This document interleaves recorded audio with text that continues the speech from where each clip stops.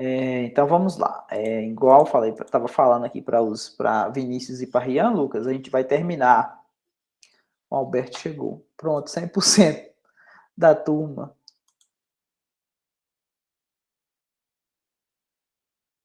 Boa tarde, Alberto. Apareceu aí, completou a turma agora, 100% participando.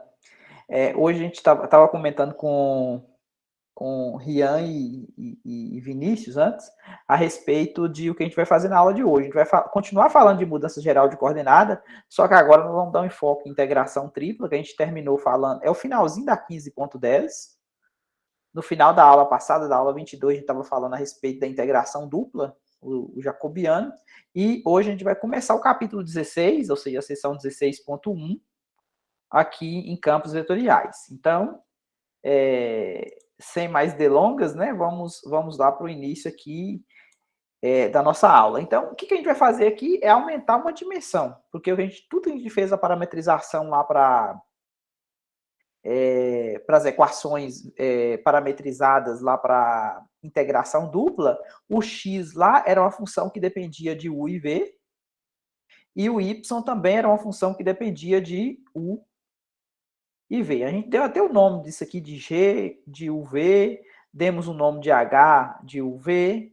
Agora, o que a gente vai fazer? A gente fez isso aqui para poder fazer parametrização lá no caso do R2, né? Ou seja, a gente pegava no domínio o V, só recapitulando aqui, pegava um domínio D aqui, aplicava uma função vetorial R, e aí caíamos o quê? Caíamos numa superfície. Eu acho que eu acabei confundindo um pouco as bolas aqui, né? Na verdade, isso aqui não chegou a ver, não, no curso de cálculo 3, que eu estava falando dos meninos para falar de superfícies parametrizadas, né? Mas tudo bem. O que a gente precisou lá foi definir o plano tangente, né? A gente tinha a superfície lá, definimos as curvas de grade, e aí nós definimos o plano tangente aqui, não foi isso? Utilizando o quê? Utilizando o produto vetorial RU, RV. Além disso, o que a gente fez lá para poder, na mudança de variável, integração dupla? A gente calculou o jacobiano, que era quando a gente pegava o xy e mudava para o v. Isso aqui dava um determinante 2 por 2, né? E com isso aqui a gente falava do teorema de mudança de variável, de integração dupla. A gente saía de um domínio R e ia para um domínio D, e o preço que a gente pagava era... Aqui eu usava, na verdade, o x de u e o x... Aqui era o x de uv, né? Y de uv. E aqui aparecia a norma, né? Desse camarada, né? Aparecia a norma dele aqui, du, dv. Então, o que a gente vai fazer hoje? Essa parte aqui do plano tangente, quando eu comecei aqui, como está tão recente que eu estava trabalhando com o pessoal de cálculo 3, ele definiu o plano tangente, a gente pegou os vetores tangente RU e RV aqui, né? Pegamos o produto vetorial aqui deles para poder definir o vetor normal do plano, e depois a gente calculou a área da superfície. Isso aqui vai estar na seção 16.6, ou seja, não vai chegar nessa parte, não. Mas estava bem fresca na minha cabeça a questão da parametrização da função R. Mas o que a gente viu mesmo na aula passada foi isso aqui, foi o teorema de mudança de variável. Agora sim, a gente vai usar a mesma ideia para usar a transformação, para sair de um domínio S, na verdade, a gente saía de um domínio R e ia para um domínio R aqui, né? No plano X, Y, e usava uma transformação T, não era? Que é o que a gente viu na aula passada. Desse jeito, agora a gente vai para o espaço, tá vendo? Ou seja, o S agora vai estar no espaço, o R também vai estar no espaço. Então, eu vou sair agora de uma coisa que esteja no plano UV, W, vou aplicar uma transformação T e vou para o XYZ. XYZ. Então, eu vou ter uma região aqui.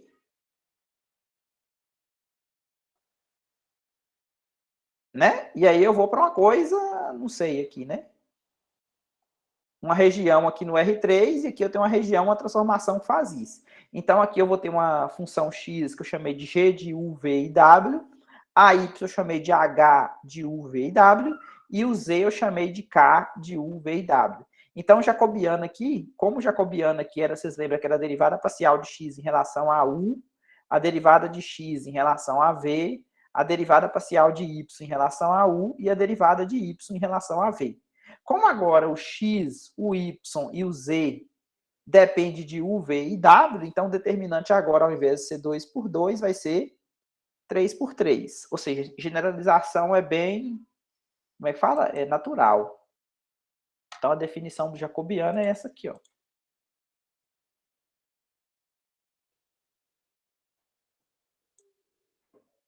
Ou seja, o jacobiano de uma transformação, dado por essas funções. Essas funções, fica claro para vocês o que elas estão fazendo?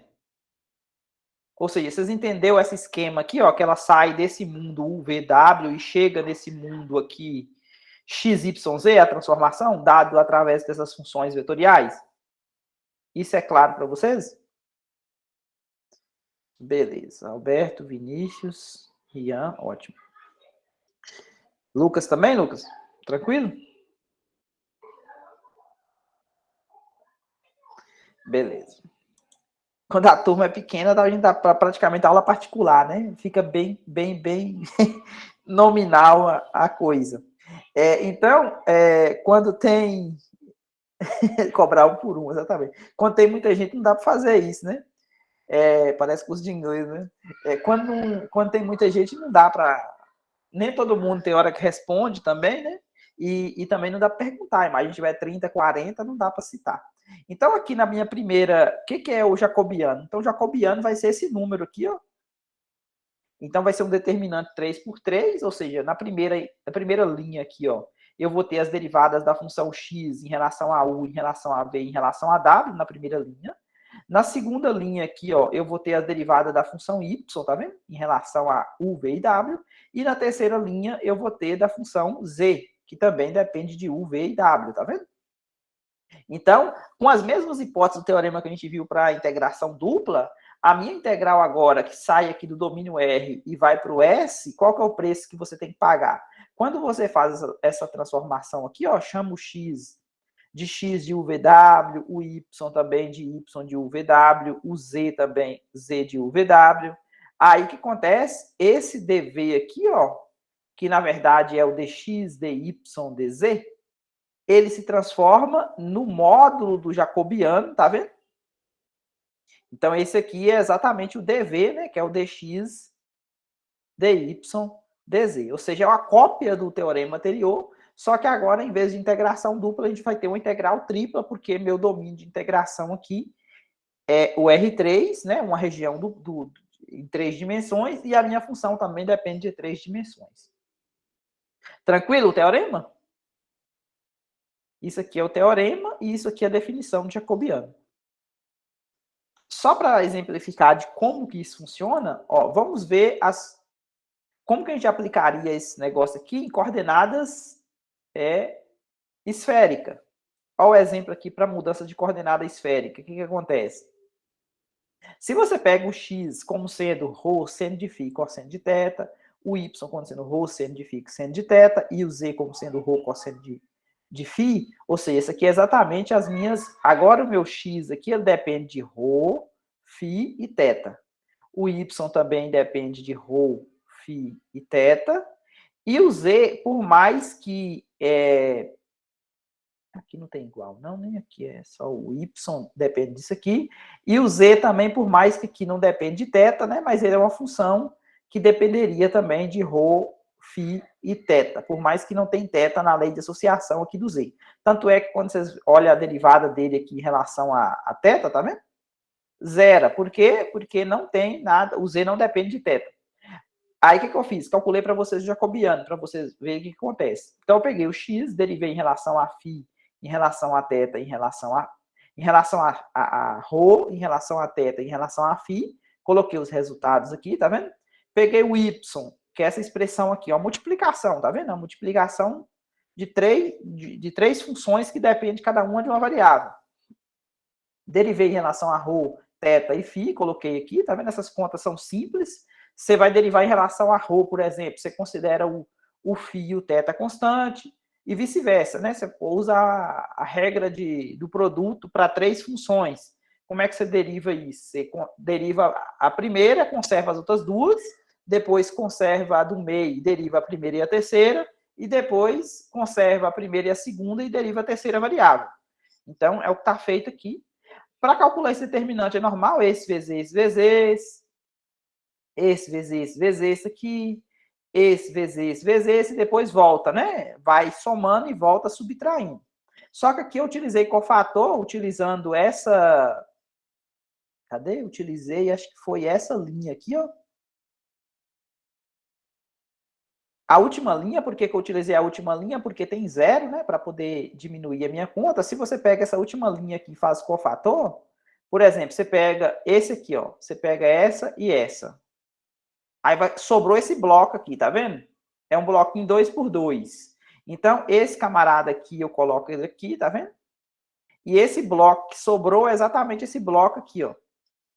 Aí o que acontece? Esse camarada aqui, geralmente, ele tem um sinal que acompanha ele. É menos 1 elevado a I mais J. Quem que é o I mais J? É a posição que você pegou ele. Nesse caso aqui, ele está na terceira linha. Esse camarada aqui, ele está na terceira linha, primeira coluna.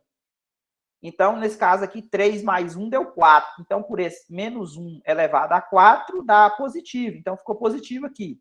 Aí, depois, pega esse aqui, ó. Quando você pega esse outro aqui, ó. Qual bloco que sobrou? Sobrou esse bloco aqui. Vocês concordam que sobrou esse bloco aqui juntamente com esse aqui, né? Para poder pegar esse. Só que esse aqui não precisa, porque é 0 vezes qualquer coisa, vai dar 0. E por último, vou pegar quem? Vou pegar esse aqui, ó. Vou pegar esse. Então, o bloco que sobrou foi esse aqui, tá vendo? Coloquei o bloco aqui. Esse camarada aqui, qual que é a posição dele? Menos 1 elevado a 3 mais 3, não é? Porque esse aqui está na posição 3, 3, não é? Terceira linha, terceira coluna. Então, ficou positivo. Menos 1 elevado a 6 dá 1 positivo. Esse menos que está aqui é porque ele já é negativo de natureza, tá vendo? Ele já é negativo de natureza. Ele já... Tá vendo? O menos já vem daqui já. Pronto, aí faz esse determinante, esse vezes esse vezes esse vezes esse vezes esse. Simplifica, vocês vão ver que vão chegar nesse valor aqui, ó. Tranquilo essa conta, gente?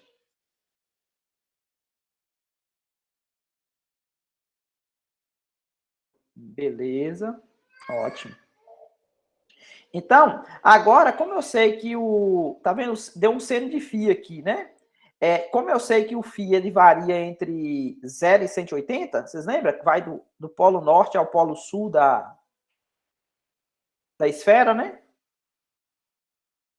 O φ ele varia aqui, não é isso? O φ é o ângulo que faz com o eixo positivo do z, então ele vai de 0 até 180. Então, o seno no primeiro quadrante, né, de 0 a 180 é no primeiro e segundo quadrante, o seno é positivo. Então, o que acontece? Quando você pega o módulo de menos ρ ao quadrado seno de φ, o módulo disso aqui vai dar positivo. Por quê? Porque o módulo desse menos aqui vai dar positivo, e o seno de φ, como o seno de φ, o φ está entre 0 e 180, o seno de φ não tem como ser negativo. Então, o resultado deu isso aqui, deu positivo. Esse camarada aqui, vocês lembram dele lá em coordenadas esféricas?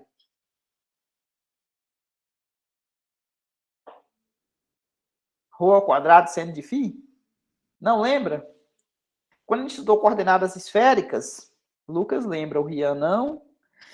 Quando a gente estudou coordenadas esféricas, a mudança de variável, né, para coordenadas esféricas, o que a gente tinha lá, né? A gente pegava... Deixa eu ver se eu acho a aula aqui para mostrar para vocês. Vocês lembram que aula foi? Foi a aula... Eita, deixa eu ver se eu consigo ver aqui. 20. 20 acho que foi cilíndrica. Ou não, foi esférica. Deixa eu abrir essa 20 aqui pra gente dar uma olhada. Coordenada cilíndrica e esférica, nas duas aqui. Aqui, coordenadas esféricas.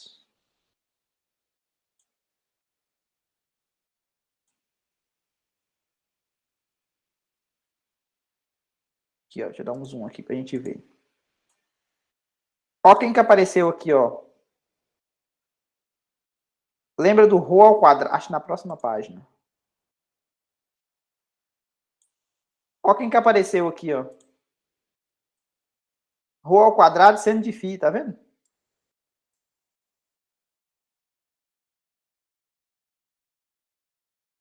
Então, esse camarada, ele é exatamente o jacobiano da mudança de transformação. Voltando lá para a aula 23.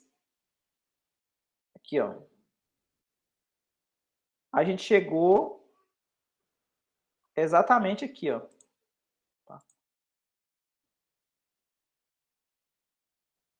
Então, quando a gente faz a mudança de variável, o que acontece? O x a gente chama disso aqui, o y a gente chama disso aqui, e o z a gente chama disso, e o dv, ele é exatamente esse camarada aqui. Quem que é esse camarada aqui?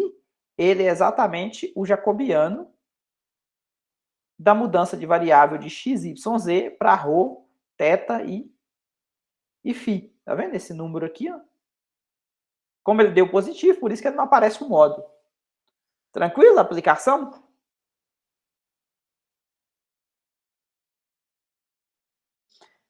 Beleza. Então, com isso a gente encerra o 15.10, encerra o capítulo 15, na verdade, e agora a gente vai para o capítulo 16. O capítulo 16, ele começa falando campos vetoriais e campos escalares.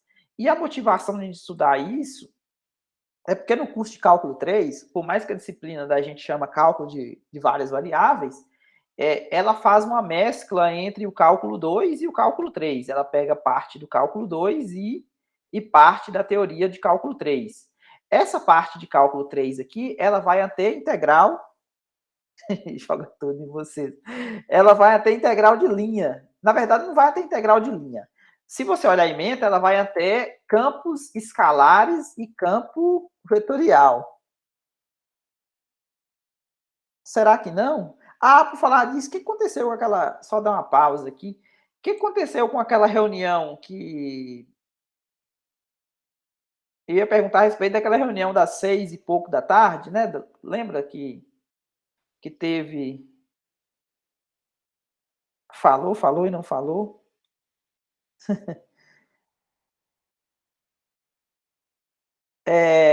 Porque eu repassei para ele a angústia que você estava tendo, e aí teve aquela reunião para poder exatamente discutir isso, né?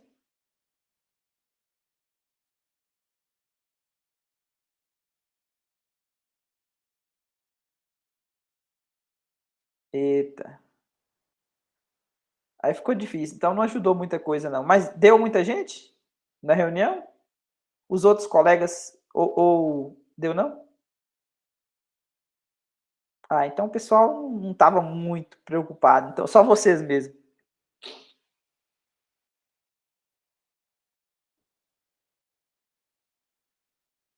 Ah, entendi. A reunião era geral.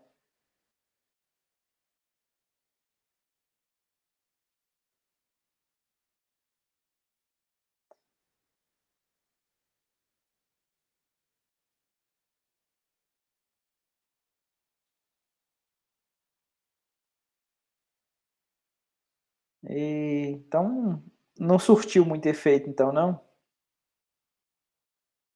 É que eu ia falar para vocês a respeito de que o curso vai até integral de linha. Eu, por conta própria, para não deixar muito solto, que eu vou mostrar para vocês a ementa, vocês também sabem, vocês já conhecem a ementa do curso. Eu acho que vai estar, deixa eu só dar uma olhada aqui. Ela vai estar aqui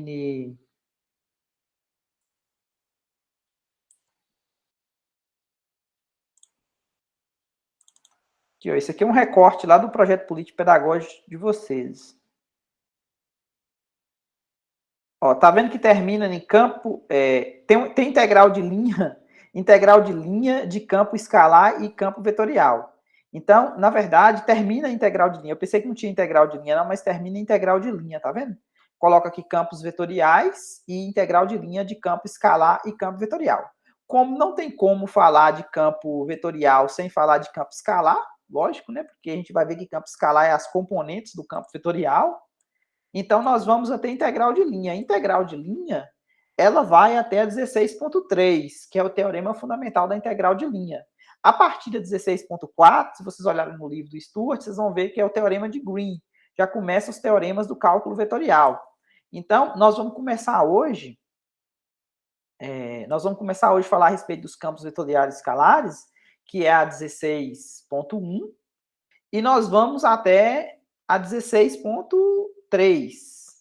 Por quê? Porque 16.4 a 16.9, que é o final desse capítulo, vai falar a respeito dos teoremas do cálculo, teorema de Green,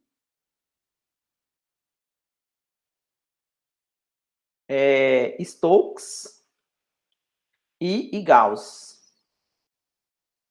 Então, essa parte final aqui do cálculo vetorial a gente não vai ver no curso, né? A gente vai ver só até o teorema fundamental de integral de linha. Então, a gente não vai ficar sabendo como que a integral de linha relaciona com a integral dupla e com a integral tripla ou com a integral de superfície, né? Que é daqui para frente. Vocês acham bom?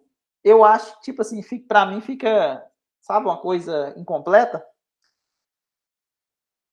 Mas depois, por curiosidade, se vocês quiserem ver, eu tenho essas aulas gravadas da parte final do curso de cálculo 3 mesmo. Se vocês tiverem interesse em saber estudar da 16.4 até o final aqui, ó, não é muita coisa, ou seja, vai ser...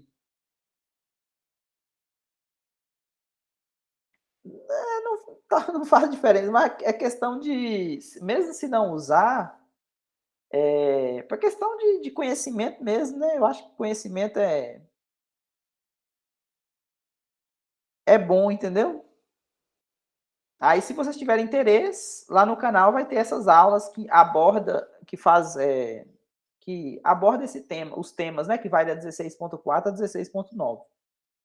Se alguém tiver interesse, quiser tirar alguma dúvida também, eu estou à disposição. Por mais que não está na ementa nem nada, mas só a título de conhecimento, né? De completude, digamos.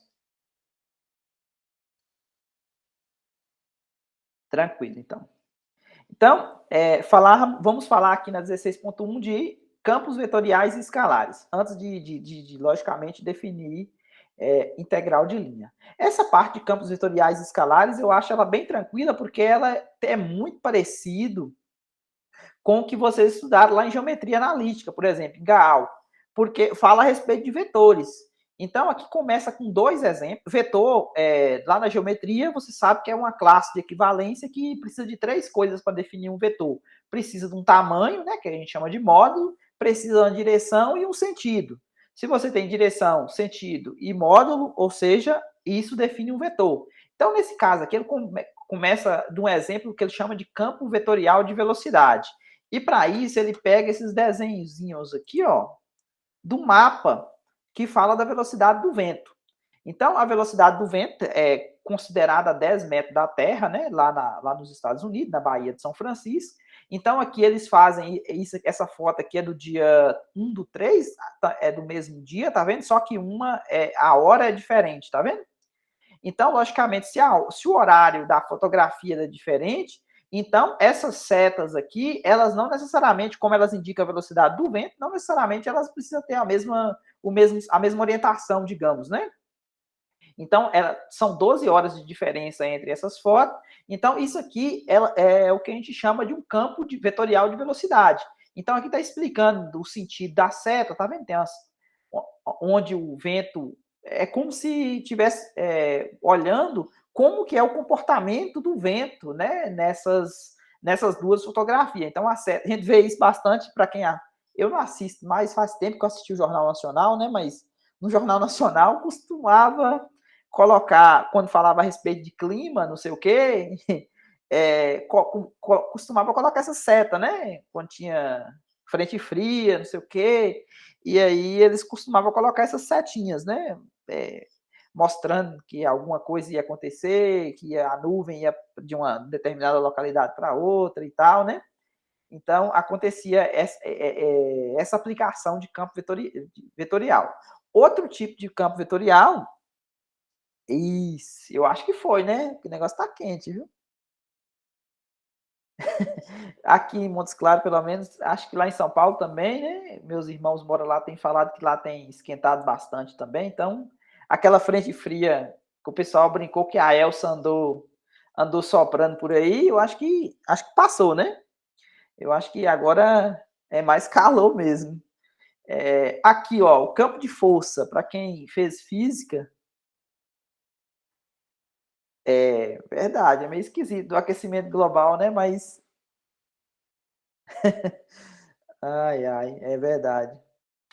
Outro campo, mas eu acho que quando você pega a média, eu acho que está aquecendo, entendeu? Por mais que a gente sentiu frio esses dias aí atrás, né? Mas comparado a tantos anos atrás, acho que eles falam de aquecimento global em questão de a longo prazo, né? Não é tão um fenômeno local, né? Uma coisa que está acontecendo sazonal, né? No mês de julho aqui costuma fazer frio. Então, a longo prazo é o que está acontecendo, né? Tanto é que, aham, isso que aconteceu mesmo. Acabou morrendo gente no Canadá por causa desse calor aí, né? Juros compostos. Aquecimento em cima de aquecimento, cada ano aquece um pouquinho mais do que o ano anterior, né? Aí dá o juro composto mesmo, igual você falou. Outro campo famoso aqui é o de força. Esse aqui está relacionado à lei de Newton, né?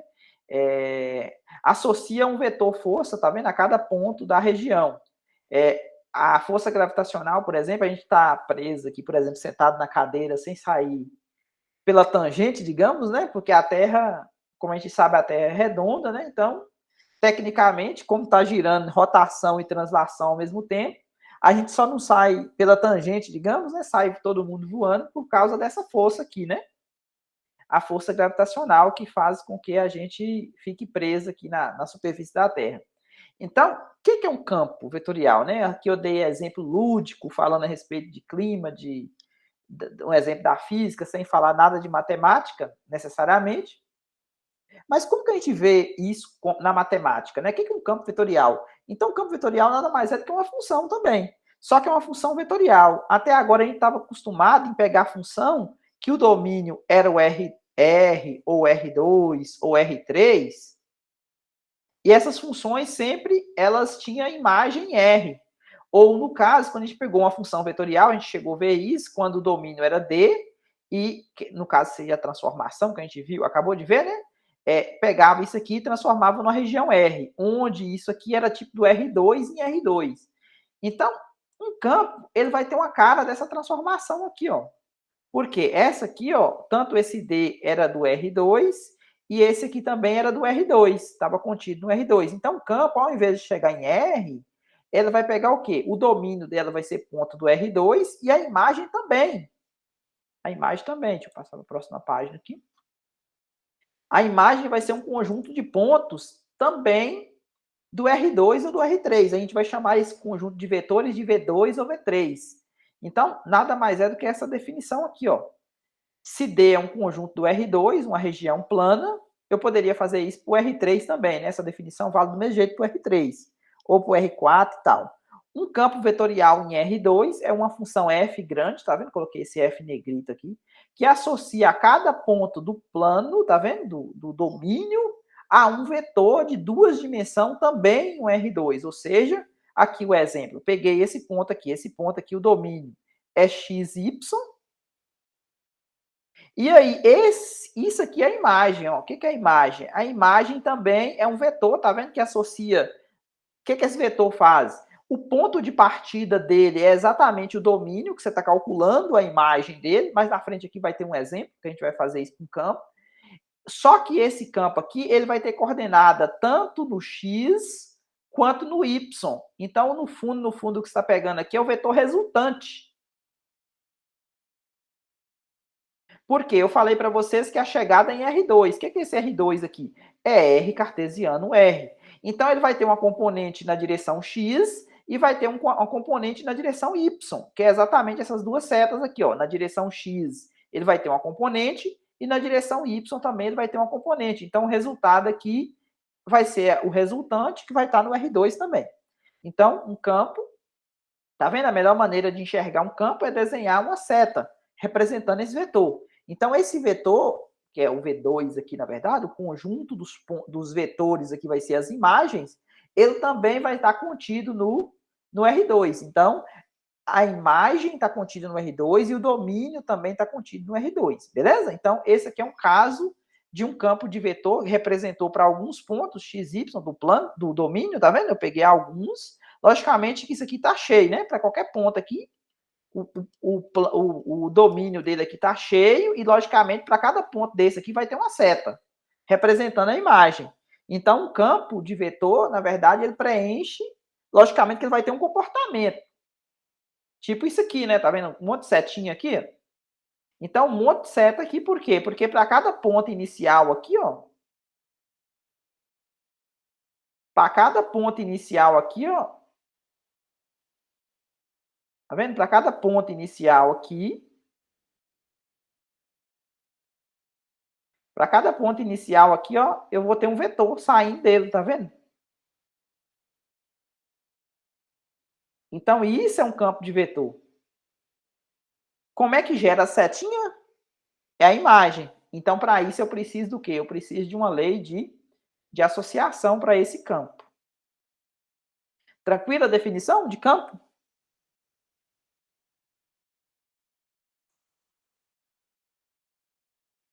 Alberto, Rian, Lucas também. Então, beleza. Bom, então uma vez que f de xy é um vetor de duas dimensões, nós podemos escrever ele em termos da função componente. Então agora que vai aparecer, porque lembra lá, o negócio era campo vetorial. Campo vetorial, mas precisava de um campo escalar. O que é o campo escalar? O campo escalar é exatamente essas componentes, porque eu vou botar para vermelho aqui. Eu vou ter uma componente na direção x e vou ter uma componente na direção y. Então, tá vendo? Eu tenho uma componente na direção x, tá vendo? Na direção y, aqui, e um componente na direção j, né? Que é a direção y. Então, isso aqui, essas duas funções, tá vendo? O p e o q, elas vão sair do R2 e cada uma delas vão chegar em R. Tá vendo? Se você pega o combo, né? Mas você tem um R2 aqui indo em R cartesiano R, que é o R2. Então, o seu F, que é o PQ, ele vai sair daqui e vai chegar, tá vendo? O P, ele vai chegar em um R, e o Q também vai chegar em R, tá vendo? Essa aqui chega em R, essa aqui chega em R. Então, o resultado chega em R2, porque R cartesiano R nada mais é do que o R2. Então, essas funções são chamadas de funções escalares ou campos escalares. Beleza? A gente vai dar o nome dele de campos escalares para poder não confundir com funções escalares que a gente definiu lá na 14.1, quando a gente estava começando a estudar a função de várias variáveis, a gente definiu uma função f do R2 em R, não era assim? Então, esse P também, ele está na mesma, o P e o Q, eles estão na mesma característica dessa F. Ambos saem de R2 e chegam em R. Mas a gente vai chamar dessa aqui de campos escalares, para poder não confundir com essas funções escalares aqui, ó, lá da 14.1, que a gente viu. É o que está falando essa observação aqui.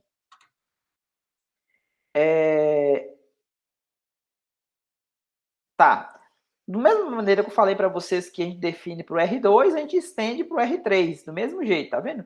Agora, a diferença é que agora eu vou ter o vetor, agora ele vai estar no espaço, ao invés de estar no plano. Por quê? Porque o meu domínio agora vai ser um subconjunto do R3, tá vendo?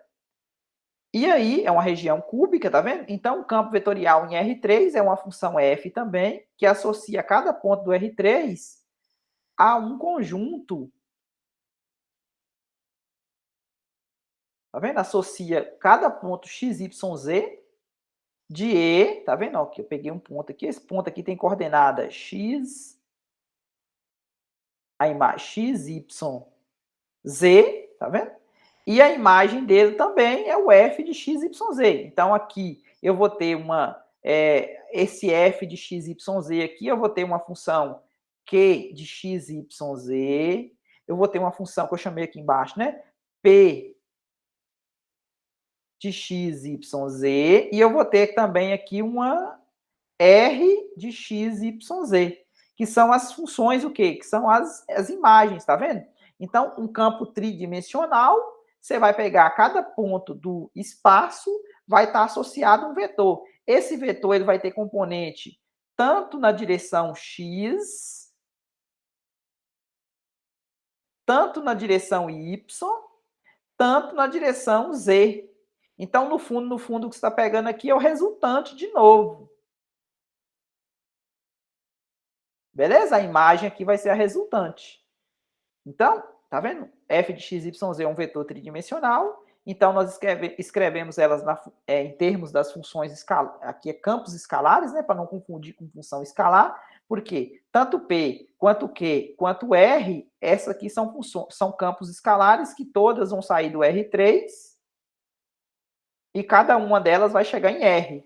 Então, quando você pega a F, tá vendo? Você vai chegar no R3, porque cada uma dessas aqui cai em R. Essa cai em R, essa cai em R, essa cai em R. Então, o resultado vai para o R3. Ficou claro a extensão? Novamente aqui, Alberto, Vinícius, é o que está falando, tá vendo? Rian também.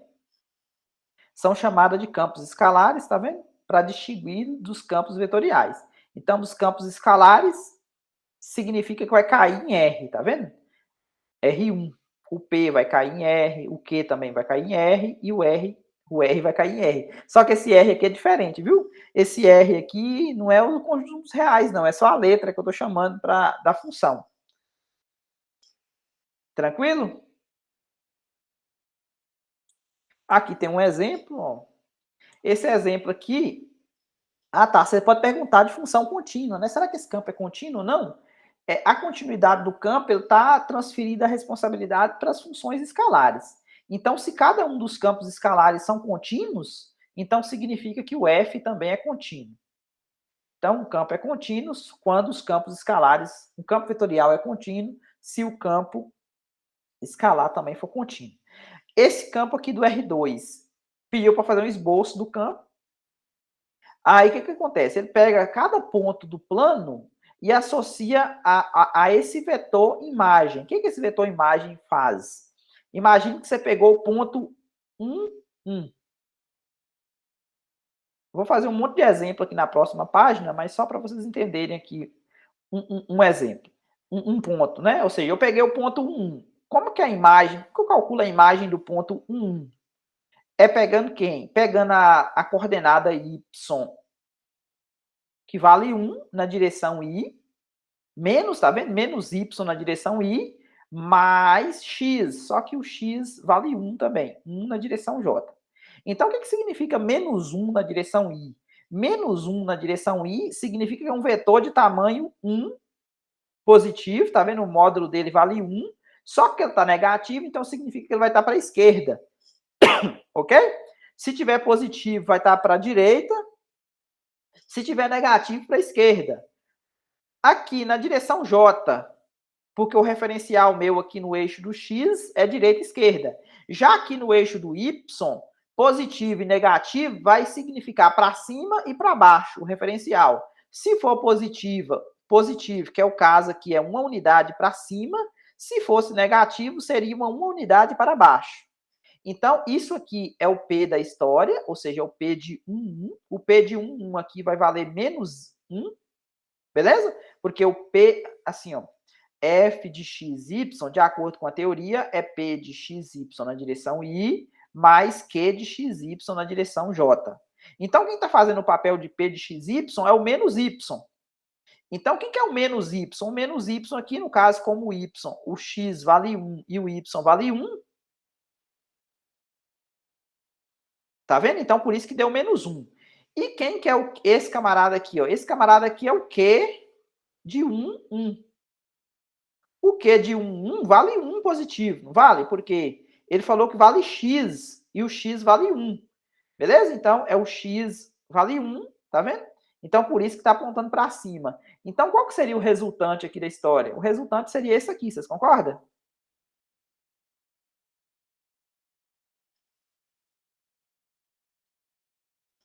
Beleza? Lá na geometria analítica, vocês aprenderam que para poder somar vetor, basta você pegar esse camarada aqui e pegar o resultante dele aqui, né?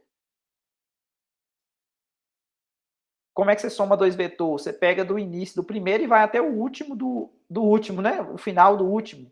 Então, você pega o representante desse aqui, você pega um representante dele, porque basta ter o mesmo tamanho, o mesmo sentido e mesmo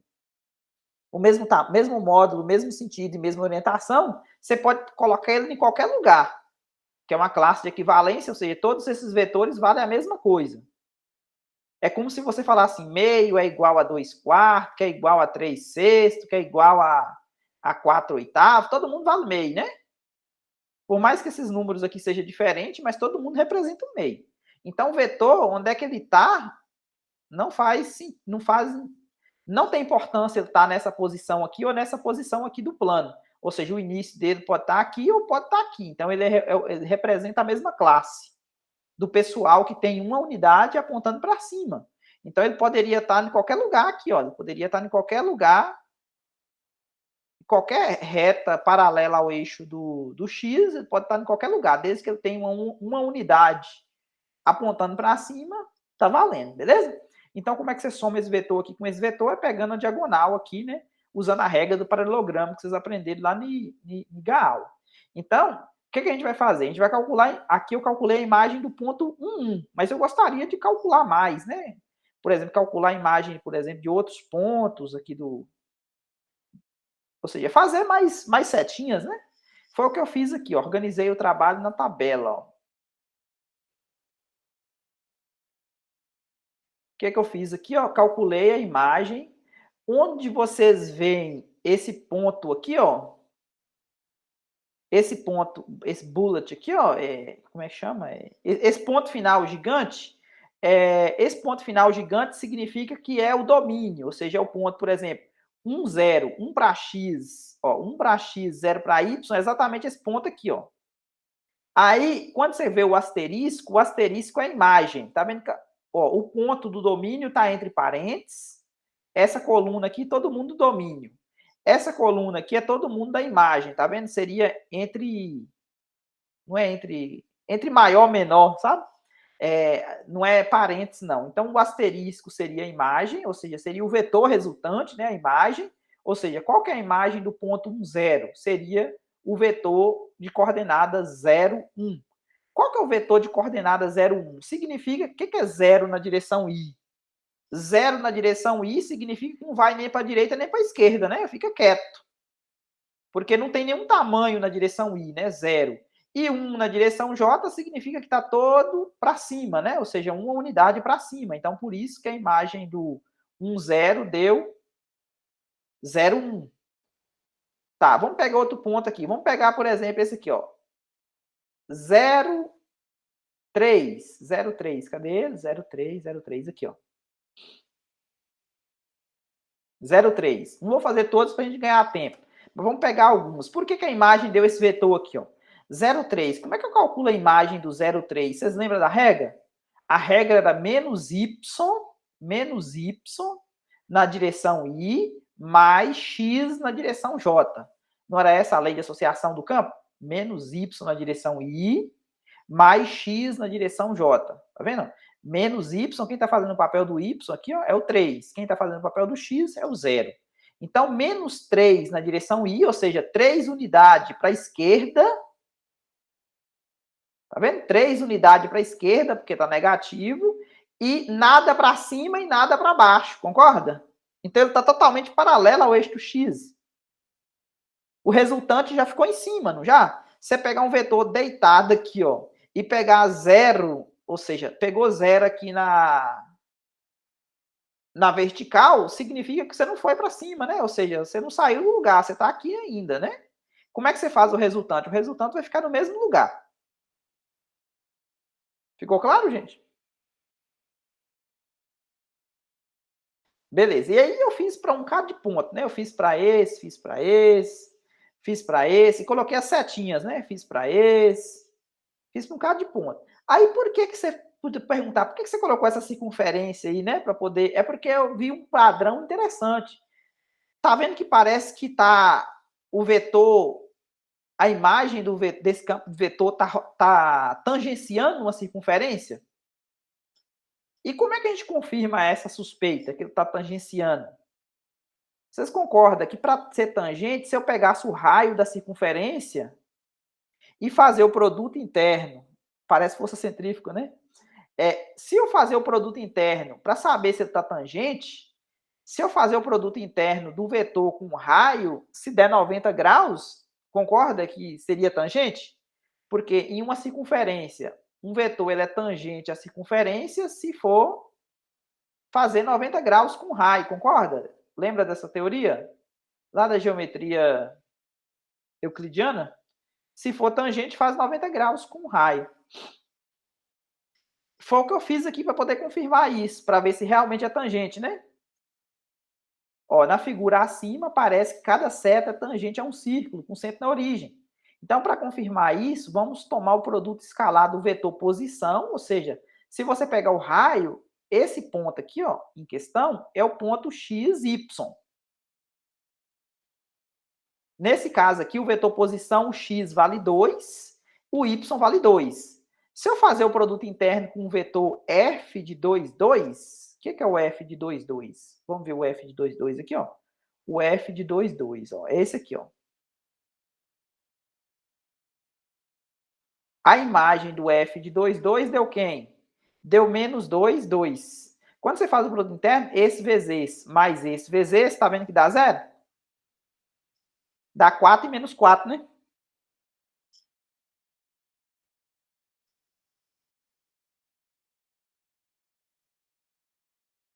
Então, aí você fala, mas você fez isso só para o ponto 2, 2 e para os outros pontos? Tá, então vamos fazer bem geral, então. Imagine que, em vez de pegar o ponto 2, 2, esse ponto aqui, ó, 2, 2 que eu peguei do exemplo, eu vou chamar ele de xy qualquer, em vez de ser o ponto 2, 2. E o f de x, quem que é o f de x? De acordo com o campo, é menos y na direção i, mais x na direção j. Então, eu vou fazer o produto do xy com quem? Com f de x, né? Que seria menos y e x. Quando você faz esse vezes esse, mais esse vezes esse, independente se é 2, 2, menos 2 e 2, que é o exemplo que a gente fez, tá vendo que zero é do mesmo jeito? Porque vai dar menos xy mais xy. Então, para qualquer sorte, zero, né? Outra coisa que a gente observa aqui, por exemplo, o raio, né, da circunferência. O raio da circunferência é exatamente esse camarada aqui, ó. Esse raio aqui, quanto que é ele? Ele é exatamente a raiz quadrada de x ao quadrado mais y ao quadrado, porque ele é a hipotenusa desse triângulo aqui, ó. Tá vendo que tem um triângulo retângulo aqui, ó? Então, esse aqui é y, esse aqui é x, é os catetos. Então, esse camarada aqui é exatamente o raio da circunferência. Tranquilo?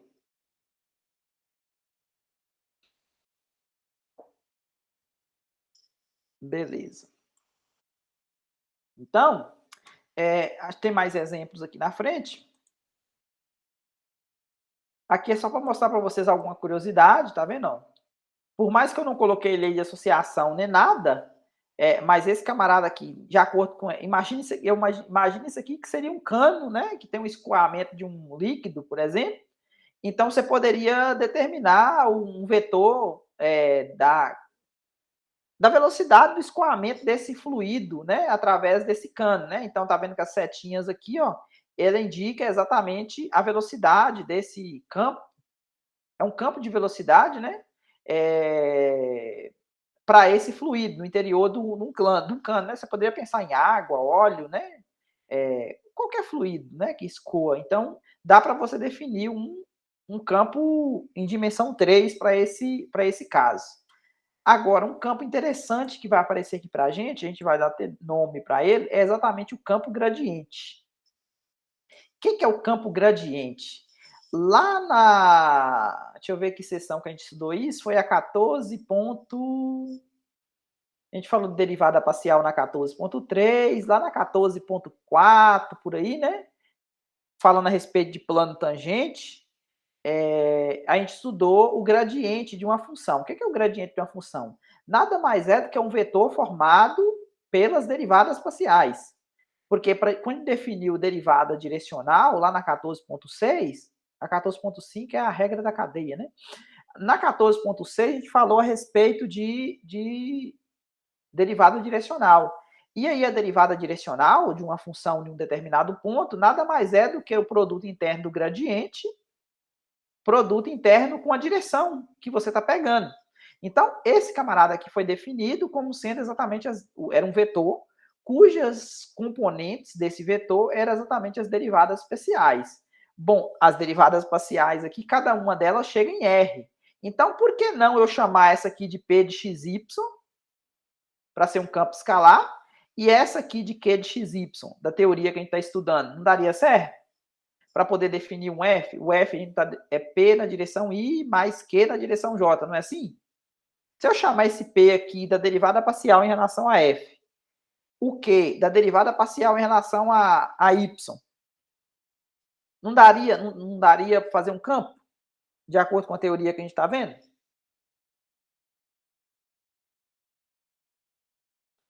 Exatamente, a gente vai definir esse camarada a gente vai dar o nome de campo vetorial gradiente.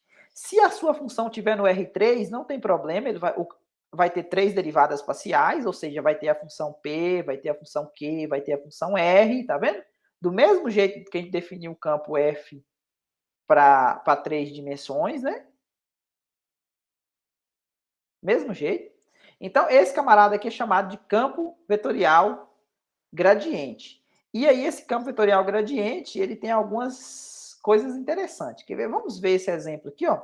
Determine o campo vetorial gradiente dessa função. Tá vendo que essa aqui é uma função escalar? Ou seja, imagine que você tenha... Acho que vai ter o desenho dela aqui na frente. Você tem uma função que está indo do R2 em R, a F, tá vendo? E pediu para você desenhar o campo vetorial gradiente juntamente com as curvas de nível. Eu acredito que vai ter alguma coisa interessante entre elas.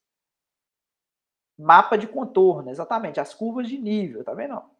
Juntamente com o mapa de contorno. E perguntou se existe alguma relação entre essas curvas de nível, que é esse mapa de contorno que você vai fazer aqui, com os vetores do campo gradiente.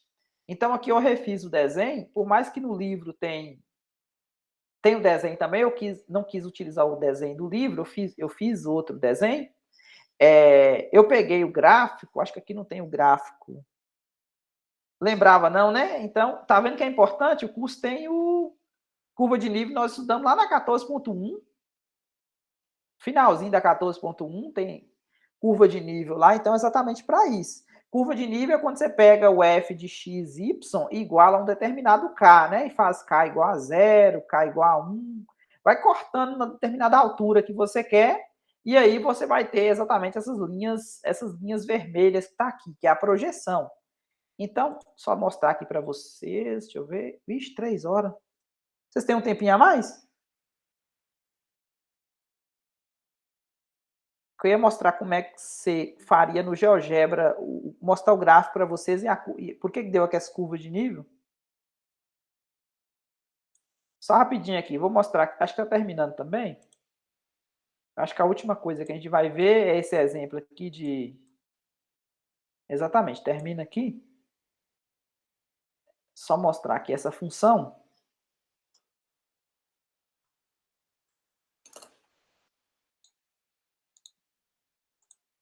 Para vocês verem de onde saiu aquelas... Por que deu aqui lá, né? Z igual a...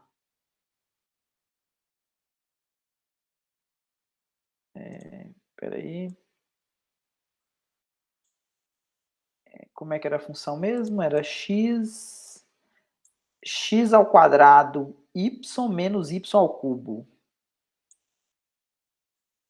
X ao quadrado y menos y ao cubo.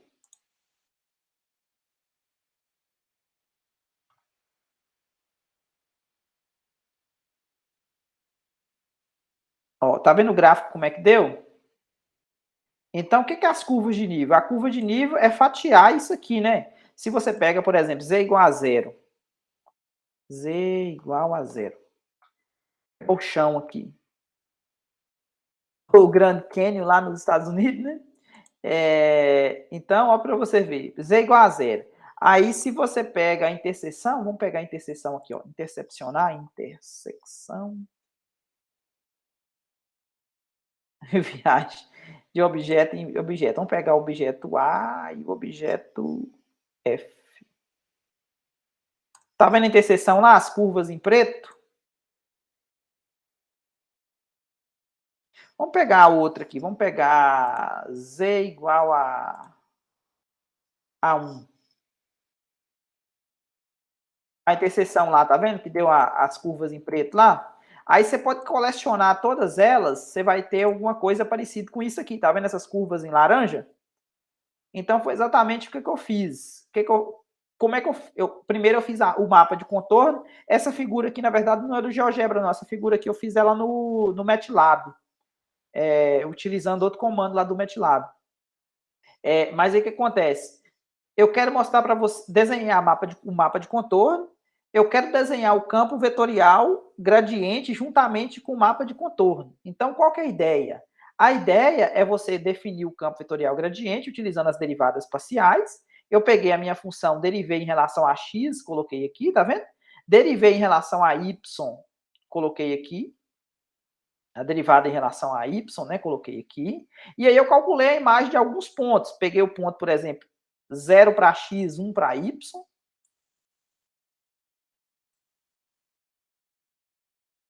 Só fazer uma conta aqui para vocês entenderem por que ficou essa seta desse jeito.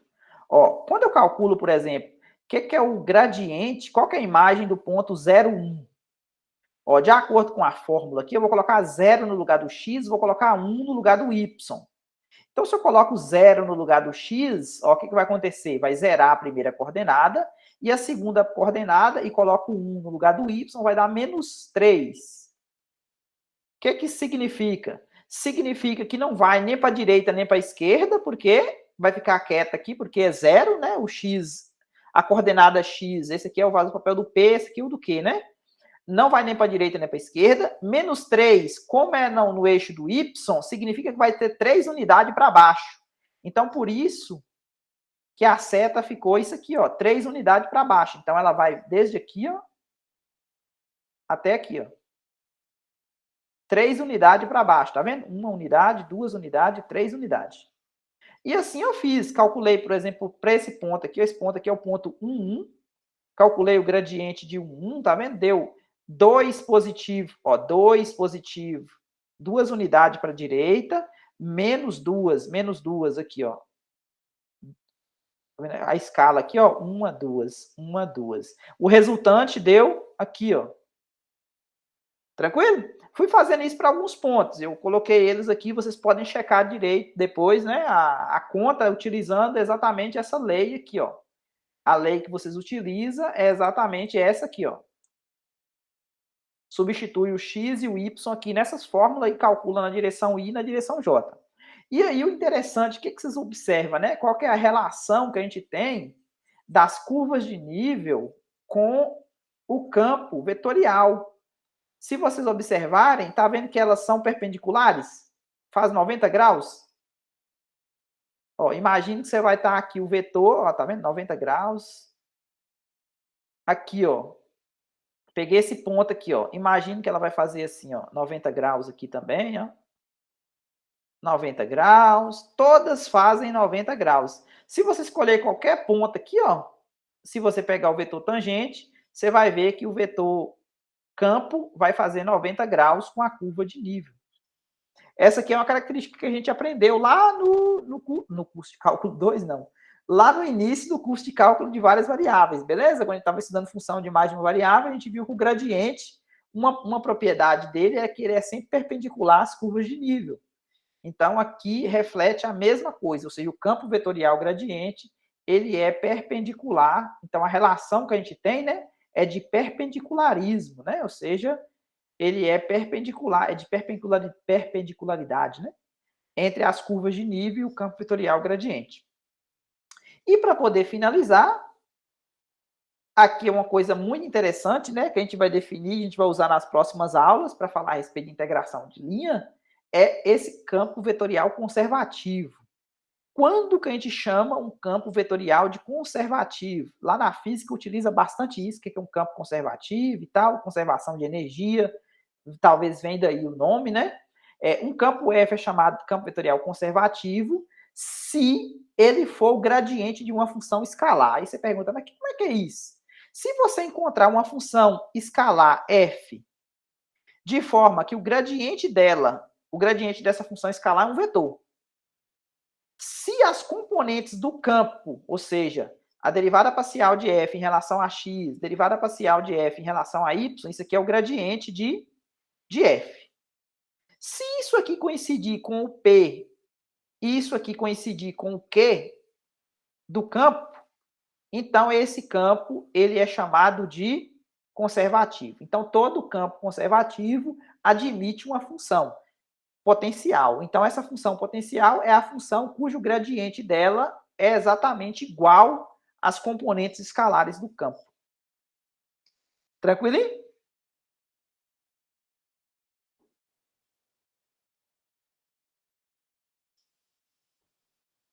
Beleza. Nas próximas aulas, o exemplo, né, é o campo gravitacional. A gente vai ver que ele é conservativo, ou seja, ele admite uma função potencial.